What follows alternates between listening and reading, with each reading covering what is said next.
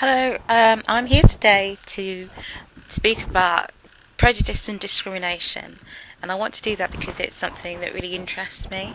And I'm going to speak about prejudice to start with, and then go on to discrimination. Prejudice is an attitude. It's a way that people have of thinking about other people, and it affects people's behaviour. So people have an attitude called prejudice, which causes them to behave in certain ways to other people. And when I speak about prejudice, I don't mean just racial prejudice, although that's included in what I'm saying. I'm saying about, so that could just be like against groups other than your own.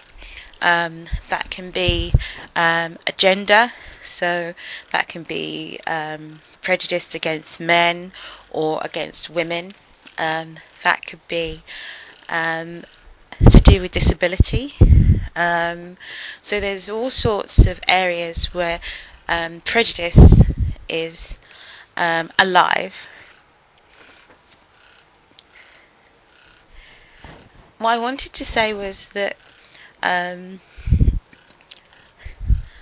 just wondered how many people were actually aware of the areas where they are prejudiced. Okay, because it's quite an interesting subject. It's an interesting topic, and I just wondered where people are aware of their prejudices, of when they know that they don't like this person and they don't like that person, and that causes them to behave in a particular way towards them. So it's like often there are ways that we behave towards people, but we're not even aware that we're doing it. So it's really to become aware of, like, I don't know, the way that you kind of like say, oh, men are this way or women are that way. It's that kind of thing. So it's where you're not aware of what you're thinking that sort of like makes the other person seem like and it's not about being different, because obviously on one level, when you're looking at people, everyone's the same, yet people have different needs, and to say that everyone's the same and that everybody needs the same thing would not necessarily be a good way to go forward. But it's kind of like to look at yourself and the groups that you belong to, and look at the other groups that you perhaps would say, oh, I wouldn't want to belong to them, and just notice what it is that causes you to say that that's how you feel that's how you see things. So it's really about you questioning yourself about these things, but that's just before I go ahead and start to speak about prejudice and where it may possibly come from.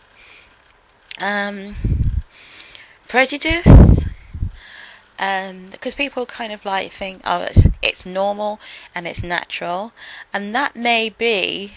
And I'm just kind of like thinking, people like to think that they're thinking about things. They're thinking about the way they are, they're thinking about their life, they're thinking about what they want, they're thinking about how they're going to get what they want, they're thinking about the world, they're thinking about how they'd like the world to be, and things like that. And yet, people don't understand their thinking. So it's thinking that perhaps causes prejudice. How specifically, you might ask?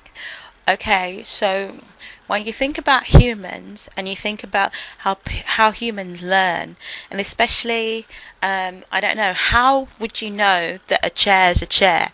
Now, if you go into a furniture shop, you might see, I don't know, 4, 5, 6 different examples of a chair. Yet, somehow, you would know that each one of those is a chair. How would you know that? It's the way that your brain works. So your brain works in a way to allow you to know that something is something. Otherwise, every time you came across a chair, you'd have to stand there, scratch your head, think, what is that?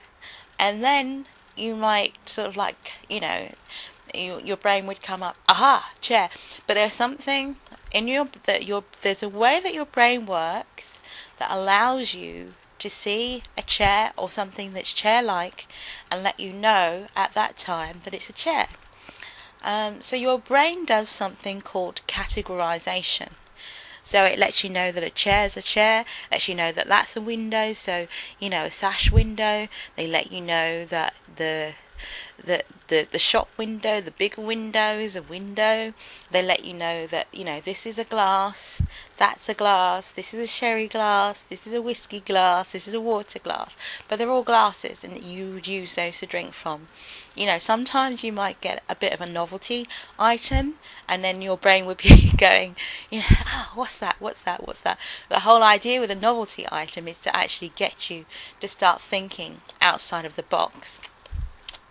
And your brain actually assists you in not having to start things from the beginning, and each day kind of like having to relearn everything. Can you imagine having to do that? Can you imagine having to relearn everything every day? So every day you wake up and you're lying in something, you're underneath